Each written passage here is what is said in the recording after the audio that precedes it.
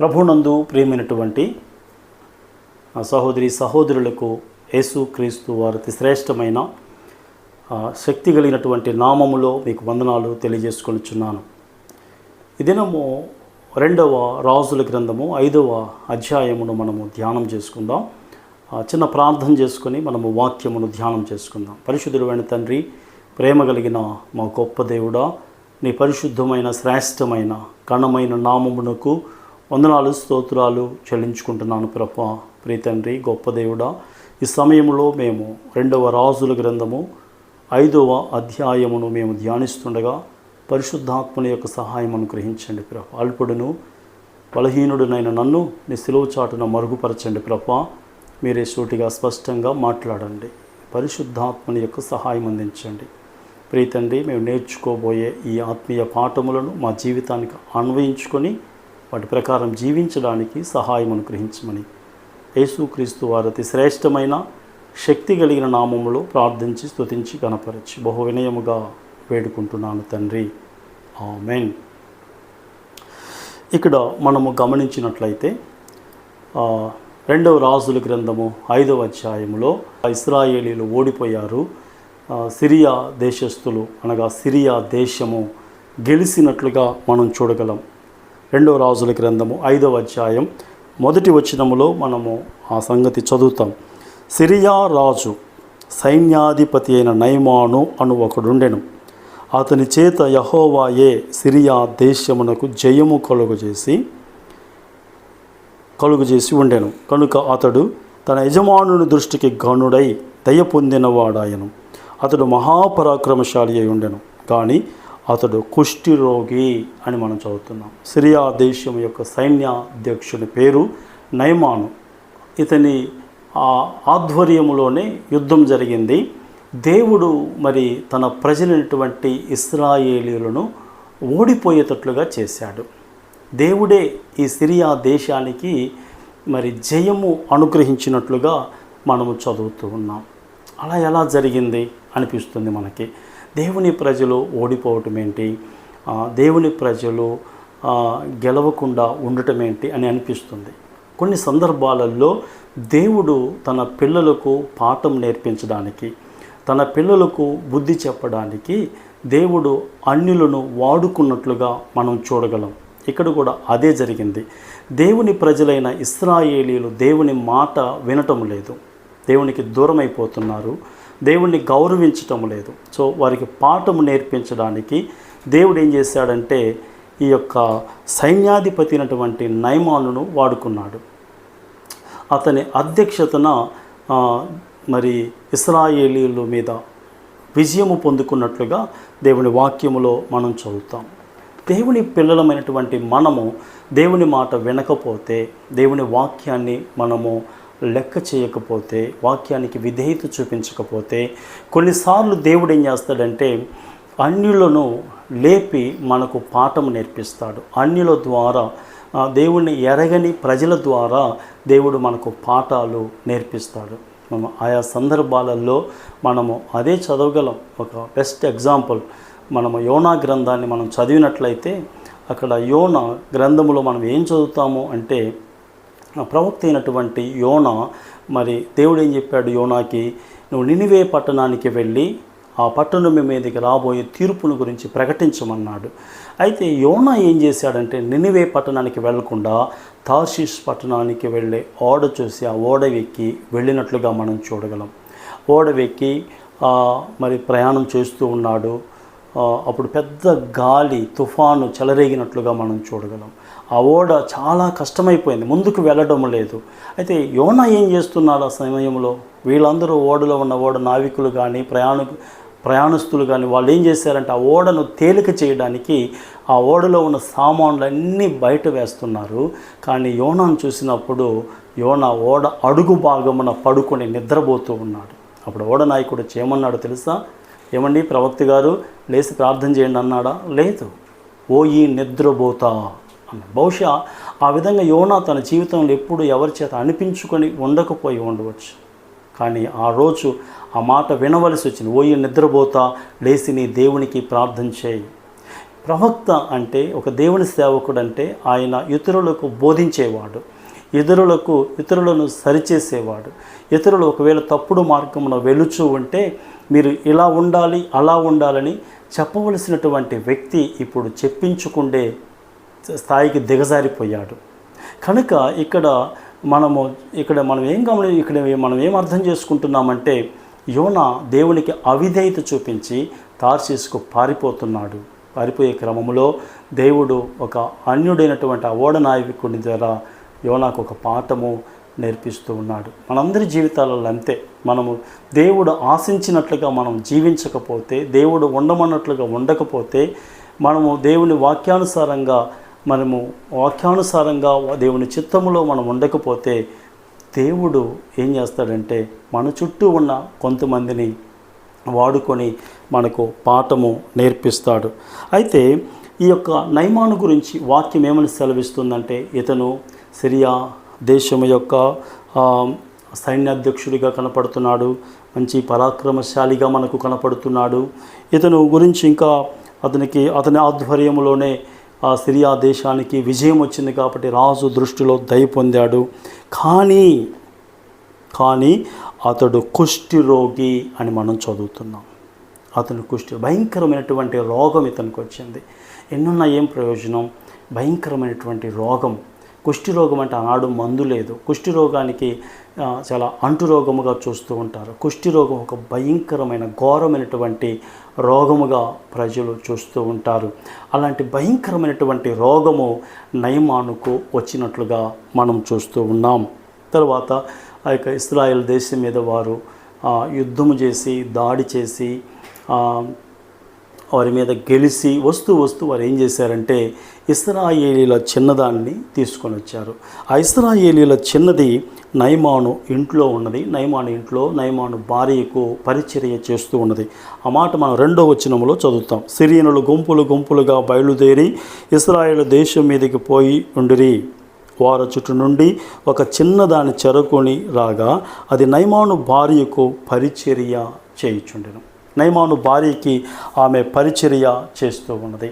ఆ క్రమములో మరి తన యజమానుడు ఆ ఇంట్లో అటు ఇటు తిరుగుతూ ఉన్నప్పుడు బహుశా ఈ చిన్నది చూసి తన యజమానురాలుతోటి చెప్తున్నది, అమ్మా మా దేశంలో ఒక ప్రవక్త ఉన్నాడు, మన యజమానుడు ఆయన దగ్గరికి వెళ్తే తప్పకుండా అతను బాగు చేస్తాడు. ధైర్యంగా చెప్తూ ఉన్నది. ఏమాత్రం సిగ్గుపడలేదు, విశ్వాసముతో మాట్లాడుతూ ఉన్నది. ఈ చిన్నది విశ్వాసముతో మాట్లాడుతున్నది. నేను ఎందుకు ఈ మాట అన్నానంటే, విశ్వాసముతో మాట్లాడుతున్నది అని ఎందుకన్నానంటే, అంతకు ముందు ఎలీషా ఏ ఒక్క కుష్ఠిరోగిని కూడా బాగు చేయలేదు. ఈ మాట స్వయంగా మనము సువార్తలలో ప్రభువారే చెప్పారు. స్వయంగా మనం చదవగలం ఆ మాట. అంతకుముందు ఎలీషా ఒక్క కుష్ఠిరోగిని కూడా బాగు చేయలేదు. ఎలీషా దగ్గరికి నయమాను వెళ్తే ఎలీషా బాగు చేస్తాడని ఈ పాపకు ఎలా తెలుసు? ఈ చిన్న పాపకు ఎలా తెలుసు? ఈ పాప వయసులో చిన్నదే కానీ ఆమె విశ్వాసముతో మాట్లాడుతున్నది. ఆ ప్రవక్త దగ్గరికి వెళ్తే తప్పకుండా యజమానుడు అయినటువంటి నయమాను బాగుపడతాడు, కనుక నా యజమానుడు అక్కడ ఉండాలని, ఆయన దగ్గరికి వెళ్ళాలని నేను కోరుకుంటున్నాను అని ఇశ్రాయేలీల చిన్నది చెప్పినప్పుడు ఆ సంగతి నయమాను రాజుకు చెప్తాడు. రాజు ఏం చేశాడంటే ఒక లెటర్ రాస్తాడు. ఒక లెటర్ తీసుకొని ఇశ్రాయేల్ దేశపు రాజు దగ్గరికి వెళ్ళినట్లుగా మనం చూడగలం. తర్వాత ఇశ్రాయేలీల రాజు ఏమని లెటర్ రాస్తాడంటే 7వ వచనములో మనం ఇశ్రాయేలు రాజు 6వ వచనం చదువుకుని, ఆ పత్రికలో ఉన్న సంగతి ఏదనగా, నా సేవకుడైన నయమానుకు కలిగిన కుష్ఠిరోగమును నీవు బాగు చేయవలెనని ఈ పత్రికను అతని చేత నీకు పంపించి ఉన్నాను. ఆ లెటర్ ఏంటంటే, నేను నా సేవకుని పంపిస్తున్నాను, అతని కుష్ఠిరోగంతో బాధపడుతున్నాడు, నువ్వు అతన్ని బాగు చేయాలా అన్నప్పుడు అప్పుడు ఇశ్రాయేలు రాజు ఆ లెటర్ చదివి ఆ బట్టలు చించుకొని ఏమంటాడంటే, చంపుటకును బ్రతికించుటకును నేనేమన్నా దేవుడునా? ఒకనికి కలిగిన కుష్ఠిరోగను మానుపమని నా యుద్ధకు ఇతడు పంపుట ఏమి? నాతో కలహమునకు కారణము అతడు ఎట్లు వెదుకుచున్నాడో మీరు ఆలోచించుడనెను. అలా ఇశ్రాయేలు రాజు బట్టలు చించుకొని చాలా కోపంగా చాలా బాధగా మాట్లాడతాడు. ఆ సంగతి ప్రవక్త అయినటువంటి ఎలీషాకు తెలిసింది. అప్పుడు ఎలీషా ఇతనికి కబురు పెడతాడు. ఏమంటాడంటే, ఇశ్రాయేలు రాజు తన వస్త్రం చింపుకునే సంగతి దైవజనుడైన ఎలీషాకు వినబడినప్పుడు అతడు, నీ వస్త్రములు నీవెందుకు చింపుకుంటివి? నీ వస్త్రములను నీవెందుకు చింపుకుంటివి? ఇశ్రాయేలులో ప్రవక్త ఉన్నాడని అతనికి తెలియబడినట్లు అతని నా యొద్దకు రానిమ్ము అని రాజునికి వర్తమానం చేసిన. నీ దగ్గరికి వచ్చినటువంటి వ్యక్తిని నా దగ్గరికి పంపించు. ఇశ్రాయేలులో ప్రవక్త ఉన్నాడని అతను తెలుసుకోవాలా అన్నప్పుడు ఎలీషా వెంటనే నయమాను గుర్రములతోనూ రథముతోనూ వచ్చి ఎలీషా ఇంటి ద్వారము ముందర నిలిచి ఉండగా, అప్పుడు ఎలీషా నయమాను గుర్రములతోని రథములతోనూ ఎలీషా ఇంటి దగ్గరకు వచ్చాడు. ఎలీషా ఇంటి దగ్గరకు వచ్చి నిలబడ్డాడు. 10వ వచనములో గమనించినట్లయితే అప్పుడు ఎలీషా ఏం చెప్తున్నాడు? నీవు యోర్దాను నదికి పోయి 7 మారులు స్నానం చేయము, నీ ఒళ్ళు మరలా బాగై నువ్వు శుద్ధుడు వగదు అని అతనితో చెప్పుటకు ఒక దూతను పంపెను. ఎలీషా లోపలున్నాడు. ఎలీషా బయటికి రాలేదు. నయమాన్ అక్కడికి వచ్చినాడని తెలిసింది. అప్పుడు ఎలీషా తన దూతతో, తన సేవకునితో కబురు పెడుతున్నాడు. మన ఇంటికి వచ్చినటువంటి ఆ నయమానును యోర్దాను నదికి వెళ్ళి 7 మారులు మునగమంటాడు. 7 సార్లు ఉంటే ఆ సంగతి ఆ వచ్చిన సేవకుడు నయమానుతో చెబుతాడు. నయమాన్ గారు నువ్వు వెళ్ళి యోర్దాను నదికి వెళ్ళి 7 సార్లు మునగమని మా అయ్యగారు చెప్పాడండి అంటాడు. అన్నప్పుడు నయమానుకు చాలా కోపం వచ్చింది. ఎందుకంటే మా దేశంలో నదులు లేవా? మా దేశంలో ఎంతకంటే మంచి నదులు ఉన్నాయి. దమస్కు నదులైన అబానాయును పర్పారును ఇశ్రాయేల్ దేశంలో నదులన్నిటికంటే శ్రేష్టమైనవి కావా? వాటిలో స్నానం చేసి శుద్ధి నొందలేనా అని అనుకుని రౌద్రుడై తిరిగి వెళ్ళిపోయాను.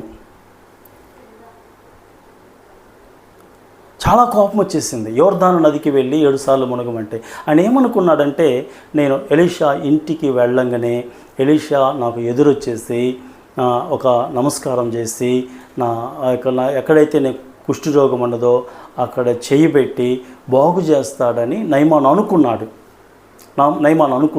కానీ అతను అనుకున్నట్లుగా ఇక్కడ జరగలేదు. అతను అనుకున్నట్లుగా ఎలీషా బయటికి రాలేదు. అతను అనుకున్నట్లుగా ఎలీషా వచ్చి అతని మీద చేయి పెట్టి ప్రార్థన చేయలేదు. ఇక్కడ ఎలీషా ఏమన్నాడంటే, నువ్వు యోర్దాను నదికి వెళ్ళి 7 సార్లు మునగమన్నాడు. అప్పుడు అతను కోపంతో తిరిగి వెళ్ళిపోవాలని చూసినప్పుడు అప్పుడు ఆయన తోటి వచ్చిన సేవకులలో కొంతమంది సేవకులు, ప్రవక్త అంతకంటే ఏదైనా పెద్ద పని చేయమంటే నువ్వు చేయవా? ఆయన ఏం చెప్పాడు? ఓన్లీ యోర్దానుకి వెళ్ళి 7 సార్లు మునగమన్నాడు, అంతే కదా అతను చెప్పింది. కనుక నువ్వు వెళ్ళి ఆ పని చేయమన్నాడు. 13వ వచనంలో తన దాసులలో ఒక దాసుడు అంటాడు చూడండి, ఏమంటాడు చూడండి. అయితే అతని దాసులలో ఒకడు వచ్చి, నాయనా, ఆ ప్రవక్త ఏదైనా నాకు గొప్ప కార్యము చేయమని నియమించిన ఎడల నీవు చేయకుందువా? అయితే స్నానము చేసి శుద్ధుడు కమ్మను మాట దానికంటే మేలు కదా అని చెప్పినప్పుడు 14వ వచనములో మనం గమనించినట్లయితే, అతడు పోయి దైవజనుడు చెప్పినట్లు యోర్దాను నదిలో 7 మారులు మునగగా అతని దేహము పసిపిల్ల దేహము వలనై అతడు శుద్ధుడాయను. 14వ వచనం, అతని దేహము పసిపిల్లవాని దేహము వలె ఆయను. అతడు శుద్ధుడాయను. కుష్ఠరోగము నుంచి విడుదల పొందాడు. కుష్ఠరోగం నుంచి అతను బాగుపడ్డాడు. దేవుడు అద్భుతమైనటువంటి కార్యాన్ని నయమాను జీవితంలో జరిగించినట్లుగా మనం చూడగలం. నయమాను బాగుపడటానికి ఆ నీళ్లు కాదు, నీళ్ళల్లో ఏమీ లేదు, చిన్నది చెప్పినటువంటి మాటలలో గొప్ప విశ్వాసం ఉన్నది. దేవుడు ఆ చిన్న పాప యొక్క విశ్వాసాన్ని చూశాడు. ఆ చిన్న పాప యొక్క ఇశ్రాయేలీల చిన్నదాన్ని విశ్వాసమును దేవుడు చూసి నయమాను కుష్ఠరోగమును బాగు చేసినట్లుగా దేవుని వాక్యములో మనం జాగ్రత్తగా పరిశీలన చేస్తే మనకు అర్థమైపోతూ ఉన్నది. ఆ చిన్న పాప విశ్వాసముతోటి నయమానును ఎలీషా దగ్గరకు పంపించింది.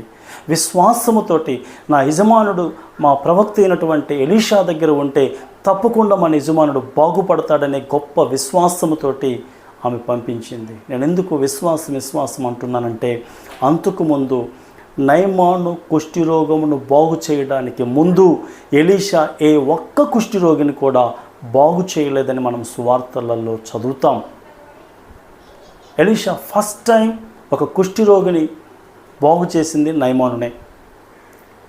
మొట్టమొదటిసారి నయమానునే బాగు చేస్తున్నాడు. కనుక ఈ చిన్న పాప ఎలా పంపించింది అంటే విశ్వాసంతో పంపించింది. ఆ చిన్న పాపలో దేవుని పట్ల నమ్మకం ఉన్నది, విశ్వాసం ఉన్నది. దేవుడు ఆ చిన్న పాప విశ్వాసమును చూసి ఎలీషాను వాడుకొని నయమానును బాగు చేసినట్లుగా దేవుని వాక్యములో మనము చదువుతున్నాం. తర్వాత నయమాను బాగుపడిన తరువాత, నయమాను స్వస్థత పొందిన తరువాత, నయమాను తెచ్చినటువంటి 1,20,000 విలువ చేసే బంగారమును, 20 మణుగుల వెండిని, 10 జతల దుస్తులను ఎలీషాకు ఇవ్వాలని చూస్తాడు.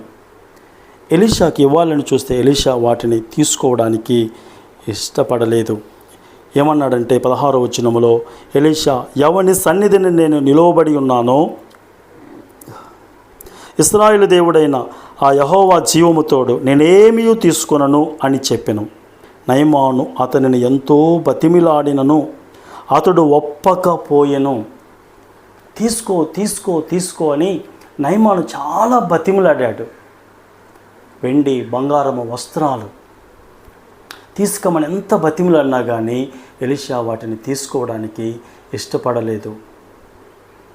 ఇక్కడ దేవుడు మనకేం నేర్పిస్తున్నాడు అంటే, కానుకలు తీసుకోవడము తప్పు అని దేవుడు మనకు నేర్పిస్తున్నాడా? లేదు, అలా ఏం కాదు. పనివాడు జీతమునకు పాత్రుడు అని దేవుని వాక్యము సెలవిస్తూ ఉన్నది. దేవుని పని చేసేవారు మరి దేవుడిచ్చే ఆ కానుకలతోటి మనం జీవించాలనేది అది దేవుని వాక్య నియమం. అది అయితే ఇక్కడ ఎలీషా వాటిని ఎందుకు తిరస్కరిస్తున్నాడంటే, బహుశా నేను అనుకుంటున్నాను నయమాను ఏమనుకున్నాడంటే, బాగుపడిన తరువాత ఈ యొక్క బంగారము, వెండి, వస్త్రాలు ఆ దైవజనుడికి ఇచ్చి ఇక వెళ్ళిపోయి తాను ఇష్టం వచ్చినట్లుగా జీవించవచ్చు అనుకున్నాడో ఏమో మనకు తెలియదు.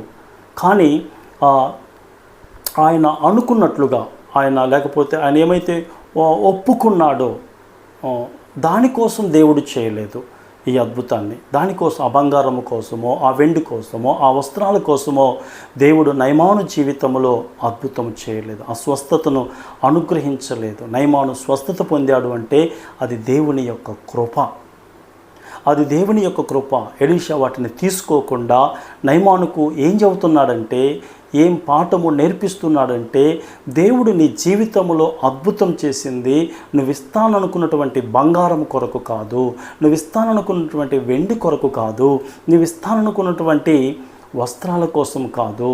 దేవునికి కావలసింది అవి కాదు. మొదటిగా నీ హృదయము దేవునికి కావాలి.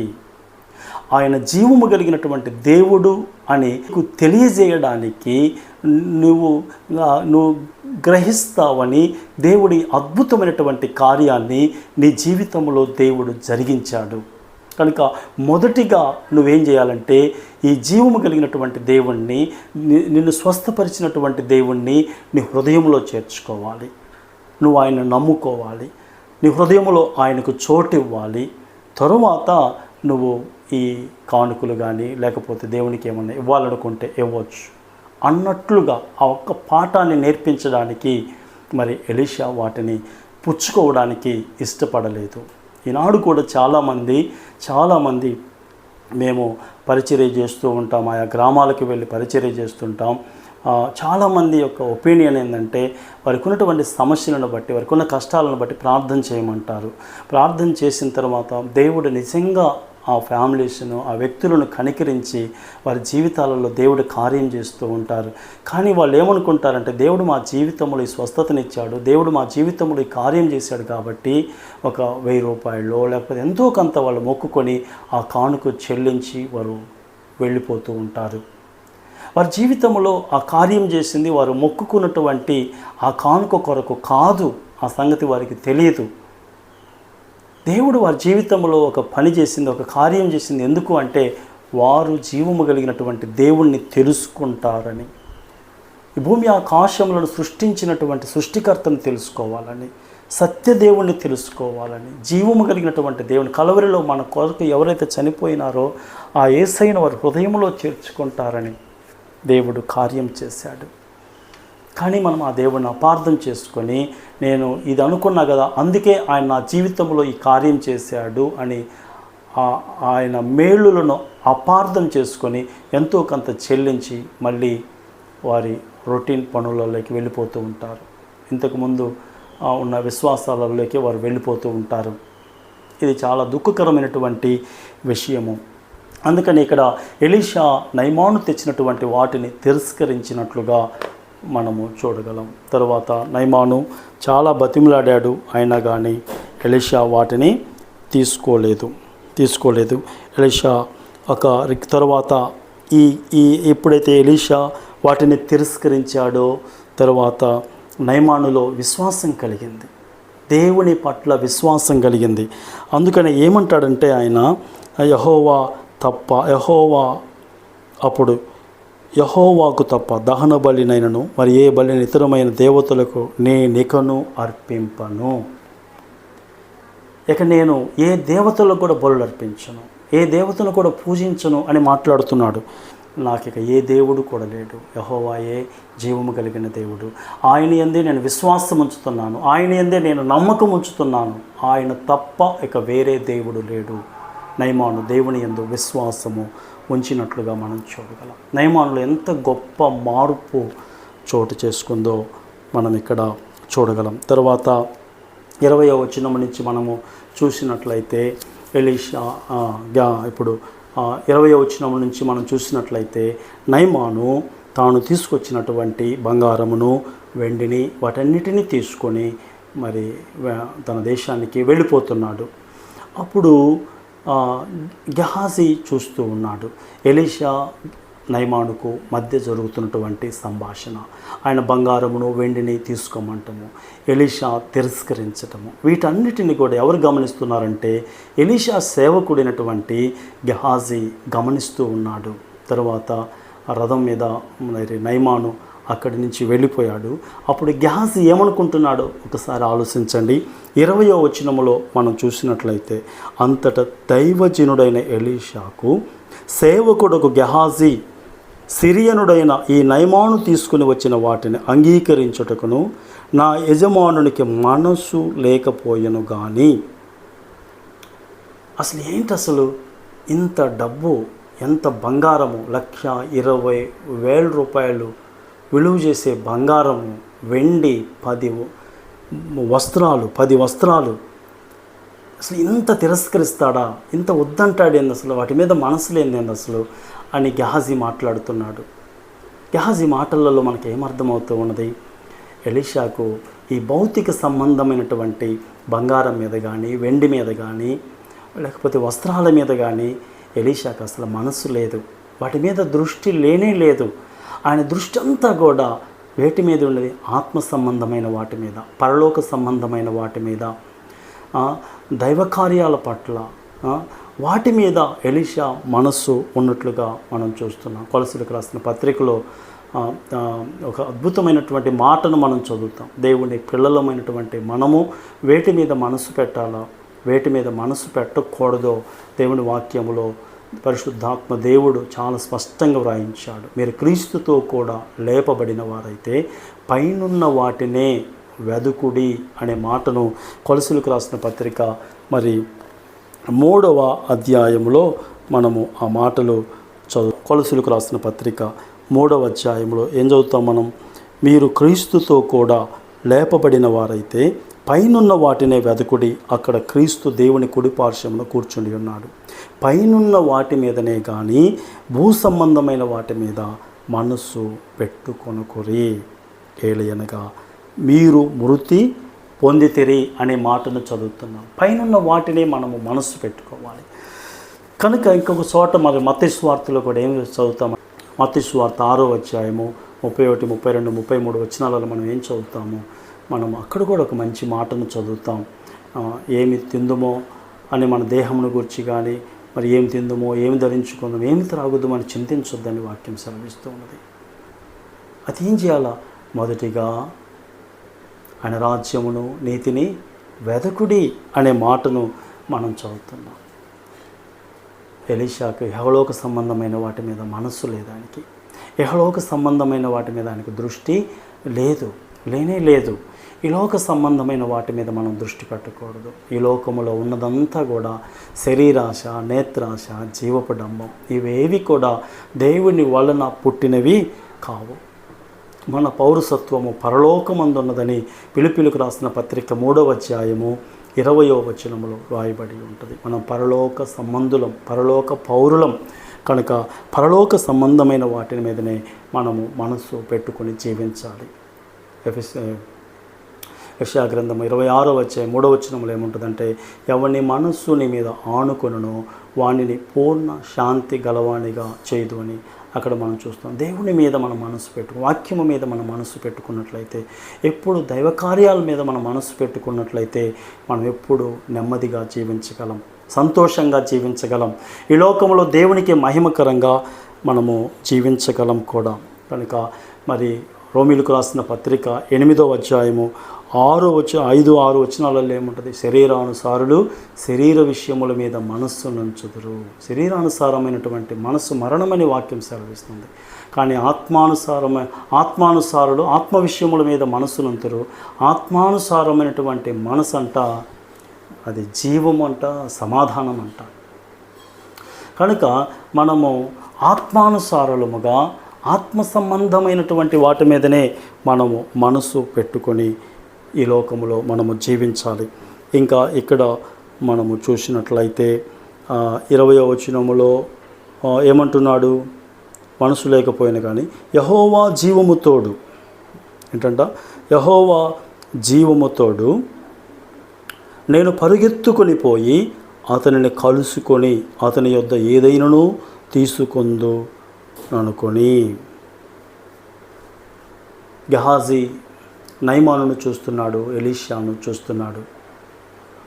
నయమాను దగ్గర బంగారం ఉన్నది, వెండి ఉన్నది, వస్త్రాలు ఉన్నాయి. కానీ ఎలీషా దగ్గర అవి లేవు. ఎలీషా దగ్గర ఏమున్నవి? ఎలీషా దగ్గర నీతి ఉన్నది, ఎలీషా దగ్గర యథార్థత ఉన్నది, ఎలీషా దగ్గర దేవుణ్ణి ప్రేమించే మనసు ఉన్నది, ఎలీషా దగ్గర దేవునితో సహవాసం ఉన్నది కదా. ఎలీషా దగ్గర ఇవన్నవి. కానీ నయమాన్ ఏమంటున్నాడు? వీటిని వదిలిపెట్టి పరిగెత్తుకుని వెళ్ళి వాటిని నేను తీసుకుంటాను అన్నట్లుగా మాట్లాడుతూ ఉన్నాడు.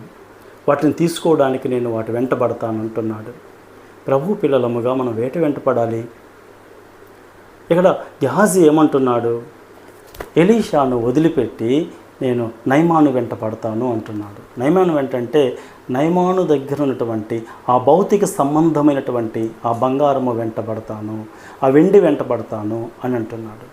వాస్తవంగా దేవుని పిల్లలముగా మనం వేటి వెంట పడాలని దేవుని వాక్యం సెలవిస్తూ ఉన్నది. వేటి వెంట పడాలి మనం?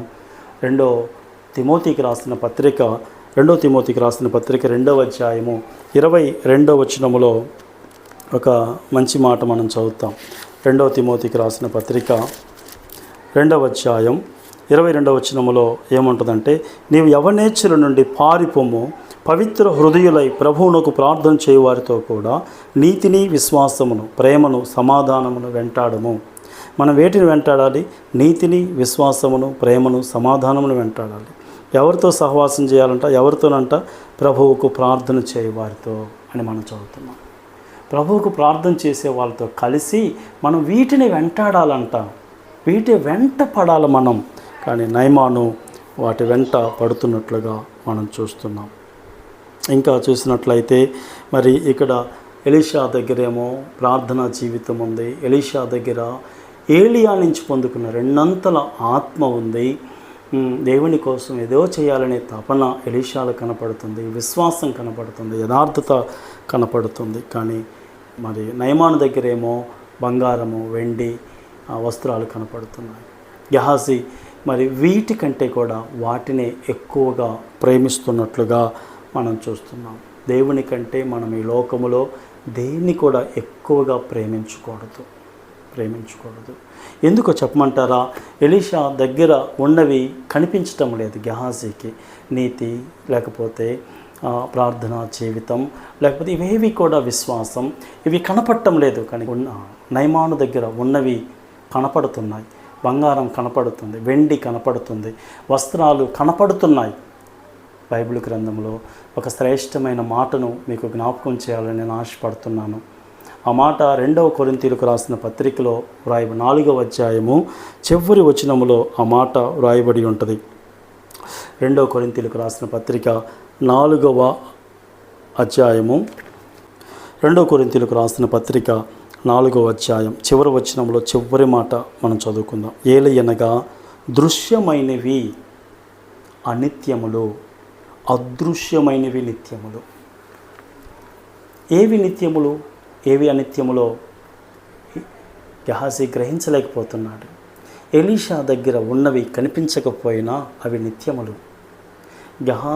నయమాను దగ్గర ఉన్నవి అవి కనిపించేవే, ఈ లోక సంబంధంగా అవి కనిపించేవి, కానీ అవి అనిత్యములు, అవి నిత్యమైనవి కాదు. కానీ గెహాజీ నిత్యమైన వాటిని వదిలిపెట్టి అనిత్యమైనటువంటి వాటి వెంట పరిగెడుతూ ఉన్నాడు, వాటి వెంట పరుగులు తీస్తూ ఉన్నట్లుగా మనము చూస్తూ ఉన్నాం. ఒకసారి గమనించండి. గెహాజీ ఎలీషాను వదిలిపెట్టాడు. ఇప్పుడు నయమాను రథము వెనక పరిగెడుతున్నాడు. ఒకసారి ఇమాజిన్ చేయండి. ఈయన పరిగెడుతున్నారు, అవి ముందు పరిగెడుతూ ఉన్నవి. ఈయన పరిగెడుతున్నాడు, అవి ముందు పరిగెడుతున్నవి. చాలా దూరం వెళ్ళిన తర్వాత బహుశా ఒకసారి నయమాను వెనక్కు చూశాడు, తర్వాత ఆపాడు అనుకోండి.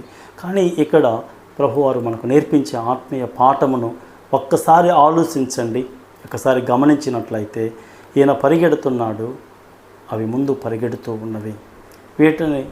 ఈయన ఎంతగా ఆశపడుతున్నాడో అవి అంత దూరమైపోతూ ఉన్నవి. ఈయన ఎంతగా వాటి మీద మనసు పెట్టుకున్నాడో అవి అంతా ఆయనకు దూరమైపోతూ ఉన్నవి. తర్వాత ఆగి అబద్ధాలు చెప్పి వాటిని పొందుకున్నా కానీ, ఆయన అడిగినన్ని ఏదో 2 జతల బట్టలు అవి ఇచ్చారు, కానీ వాటిని కూడా ఈయన అనుభవించలేదు. వీటిని అనుభవించలేదు.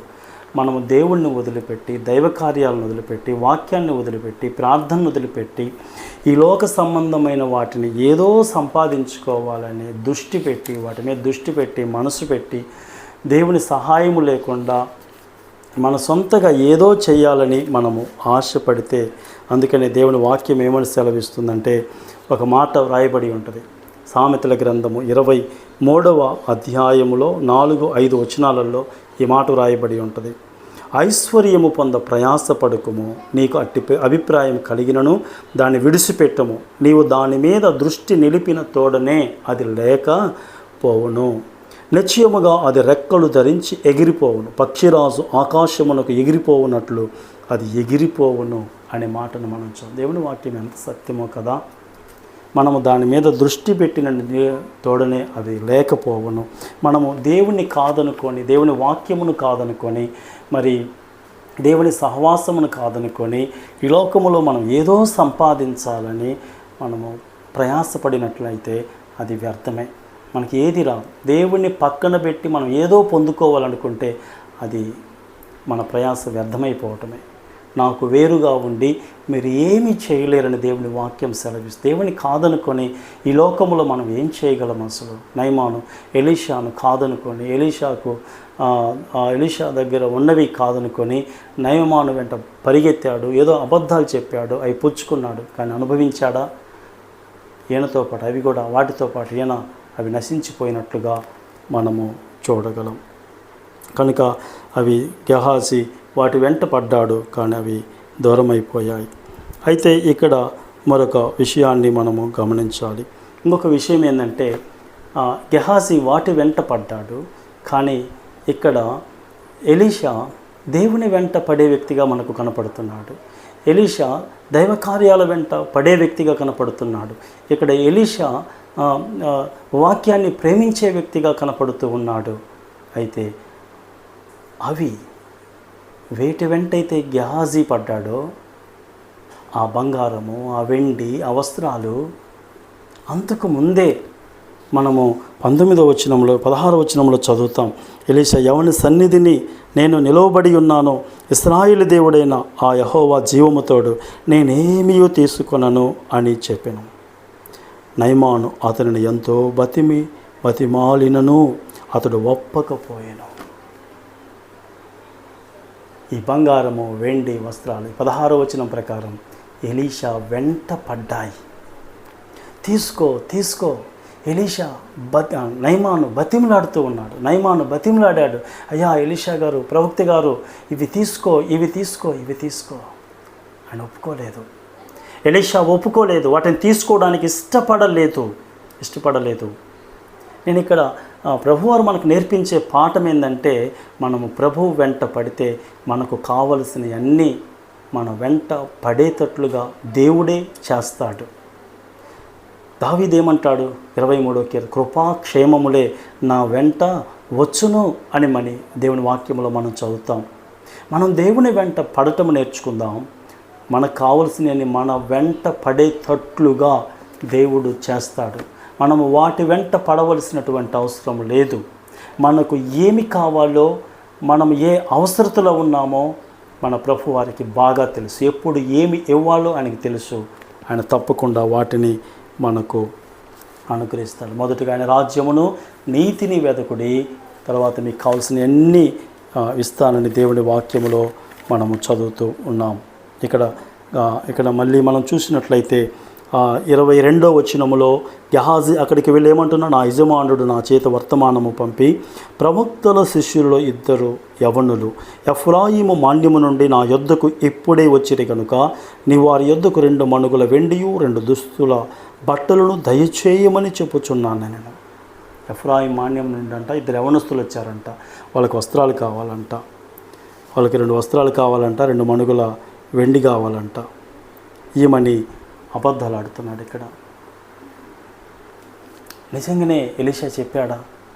ఎలీషా చెప్పలేదు.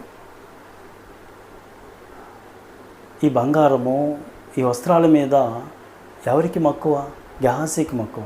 గెహాజీకి కావాలంటే నాకు కావాలని చెప్పి తీసుకోవచ్చు కదా, అలా చెప్పలేదు. ఇక్కడ ఎవరి పేరును వాడుకుంటున్నాడు? ఎలీషా పేరును వాడుకుంటున్నాడు. ఎలీషా పేరును వాడుకొని అబద్ధాలు చెప్పి వాటిని సంపాదించుకోవాలని చూస్తున్నాడు. అబద్ధాలు చెప్పాడు, అవి తీసుకున్నట్లుగా మనం చూడగలం. ఇక్కడ తన స్వార్థం కోసం, తన కోరికలు నెరవేర్చుకోవటం కోసం, తన ఇష్టాన్ని నెరవేర్చుకోవటం కోసం ఎవరి పేరు వాడుకుంటున్నాడంటే ఎలీషా పేరు వాడుకుంటున్నాడు. అది ఎంత నేరం? మన కోరికలు నెరవేర్చుకోవటం కోసం, మన ఇష్టాలు నెరవేర్చుకోవటం కోసం బైబిల్ని మనం వాడుకోకూడదు కదా, దేవుణ్ణి మనం వాడుకోకూడదు కదా. అది తర్వాత మనకి ఏమంత ఆశీర్వాదకరంగా ఉంటుంది? ఎందుకంటే అలా అబద్ధాలాడి ఎలీషా పేరును వాడుకొని వాటిని పొందుకున్నాడు, కానీ వాటిని అనుభవించలేదు, వాటిని ధరించుకోలేదు. తర్వాత గెహాజీ మీదకి దేవుని కోపము వచ్చినట్లుగా మనం చూడగలం. కనుక అక్కడ అబద్ధం ఆడాడు. ఎలీషా దగ్గరకు వచ్చి ఎలీషా అడిగాడు, గెహాజీ ఎక్కడికి వెళ్ళావంటే నేను ఎక్కడికి వెళ్ళలేదంటాడు. ఎంత పచ్చి అబద్ధమో చూడండి. ఎలీషా, గెహాజీ నువ్వు ఎక్కడికి వెళ్ళావు అన్నప్పుడు ఆయన ఏమంటాడంటే అంతటా ఎలీషా వాడితో కిందికి మనము 25వ వచనములో, గెహాజీ నీవు ఎచ్చటి నుండి వచ్చితవని అడిగినందుకు వాడు, నీ దాసుడు నేను ఎచ్చటికి నీ పోలేదని. అక్కడ అబద్ధమాడాడు. నయమాను దగ్గర అబద్ధమాడాడు. ఎలీషా దగ్గరికి వచ్చి ఎలీషా దగ్గర కూడా అబద్ధమాడుతున్నాడు. గెహాజీ ఎవరితో పనిచేస్తున్నాడు? గెహాజీ పొద్దున్న లేచినప్పటి నుంచి పడుకునేంతవరకు ఎవరి చుట్టూ ఉంటున్నాడు? ఎలీషా చుట్టూ ఉంటున్నాడు. ఎలీషాతో కలిసి పనిచేస్తున్నాడు. ఎలీషా చుట్టే తిరుగుతున్నాడు. ఎలీషాను గమనిస్తూ ఉన్నాడు. ఎలీషాను చూస్తూ ఉన్నాడు. పొద్దున్న లేస్తే ఎలీషాను చూస్తున్నాడు. ఎలీషా ఎలాంటి వాడు? ఎలీషా యథార్థవంతుడు, ఎలీషా న్యాయవంతుడు, ఎలీషా సత్యాన్ని ప్రేమించే వ్యక్తి. ఆ సత్యము చుట్టే గెహాజీ ఉంటున్నాడు, కానీ సత్యాన్ని మాత్రం తన జీవితానికి అన్వయించుకోలేదు. మనం పొద్దుగూకులు దేవుని వాక్యాన్ని చదివి దేవుడు మనకు నేర్పించినటువంటి ఆత్మీయ పాఠాలను మన జీవితానికి అన్వయించుకోకపోతే మన వాక్యాన్ని చదివి ప్రయోజనం ఏమున్నది?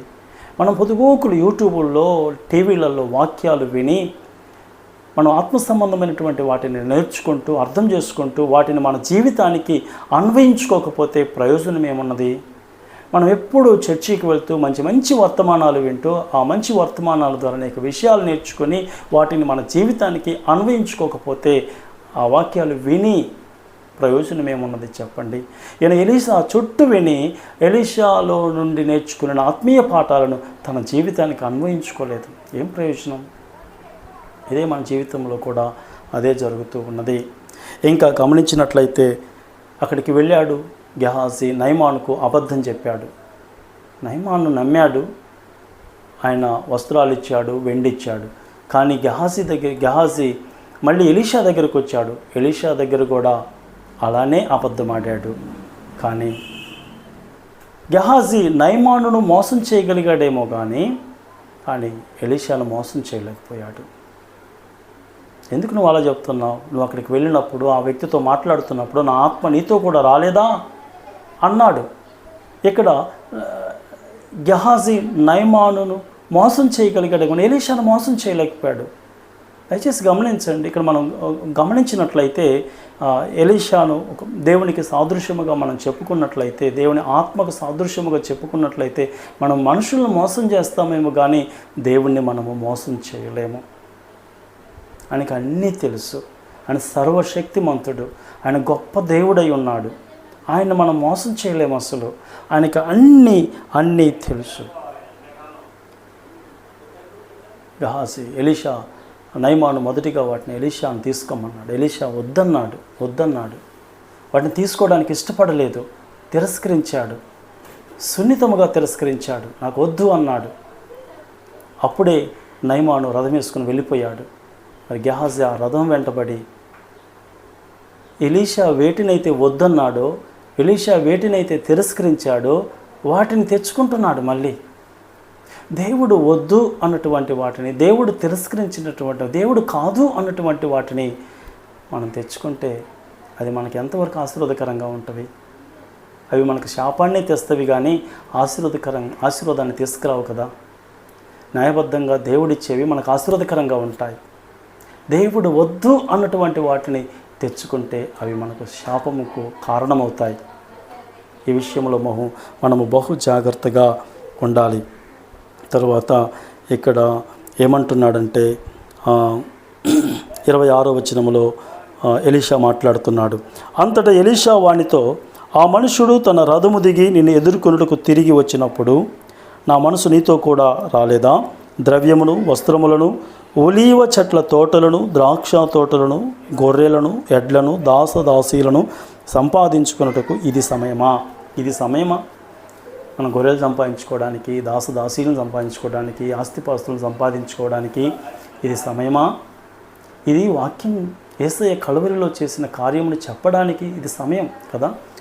మన జీవితానికి అన్వయించుకుంటే దేవుని గురించి సాక్ష్యం ఇవ్వడానికి ఇది సమయం.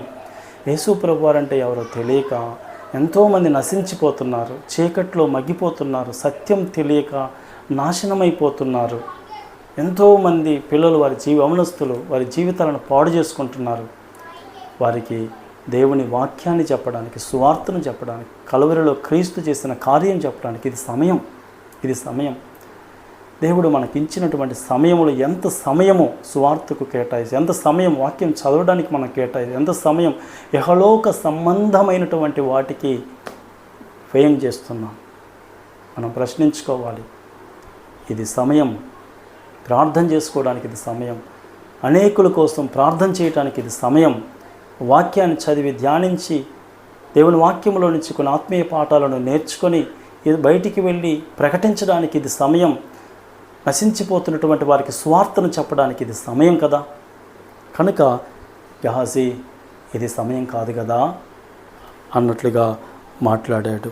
తర్వాత 27వ వచనములో చూస్తే, కాబట్టి నయమానుకు కలిగిన కుష్టు నీకును నీ సంతతిని సర్వకాలము అంటియుండును అని చెప్పగా వాడు మంచు వలె తెల్లనైన కుష్ఠము కలిగి ఎలీషా ఎదుటి నుండి బయటకు వెళ్ళెను. తెల్లనైన కుష్ఠము కలిగి ఎలీషా ఎదుటి నుండి బయటికి వెళ్ళి, దేవుని ఉగ్రత, దేవుని కోపానికి అవి కారణమయ్యాయి. గెహాజీ అబద్ధాలు చెప్పి